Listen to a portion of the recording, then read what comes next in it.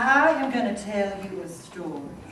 Now, although it's a simple story, like all great stories, it's a love story. And like all other great stories, it's a terrible tragedy.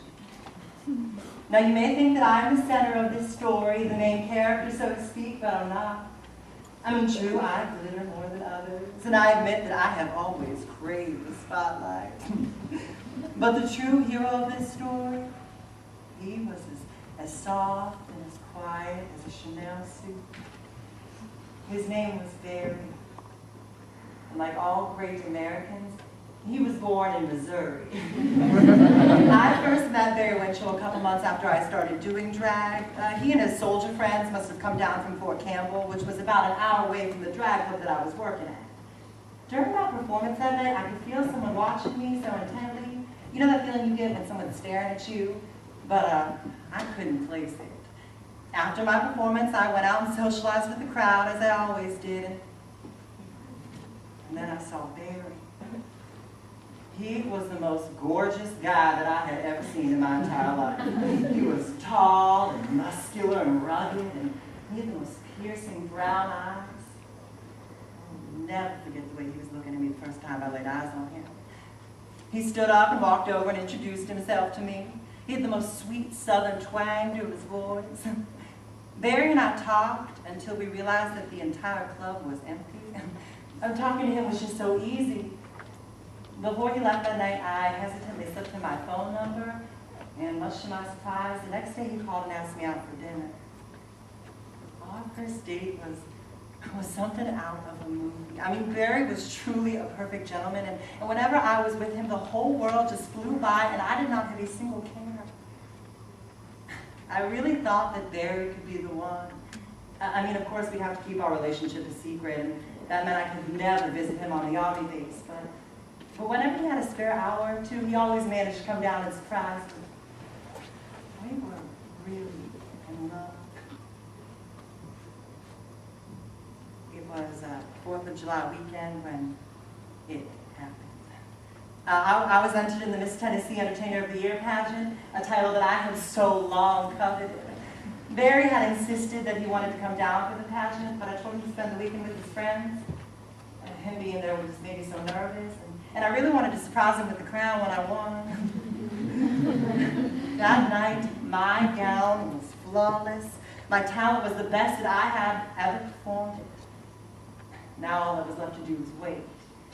We waited for the announcement of the first runner-up, which would by default reveal the winner.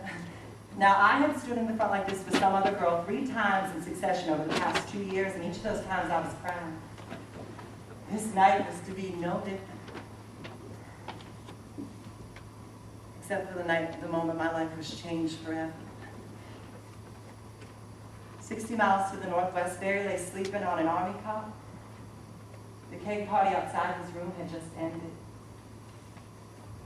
His cot was located on the landing outside of his room because it was his duty that night to watch the barracks mascot, a dog named Nasty. As Barry slept in Nasty watch, a private named Calvin Glover walked past them and into Barry's room. There was talk. And then Justin Fisher, Barry's roommate, handed him a baseball bat. The door was opened again.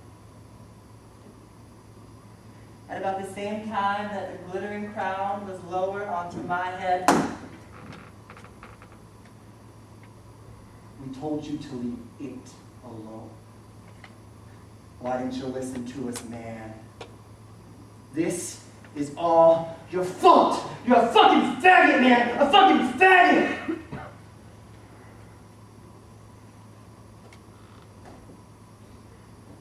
Barry's trial was held in prefabricated structures like school portables or trailers. So here it starts. I told our story, part there and part outside in front of the newscasters.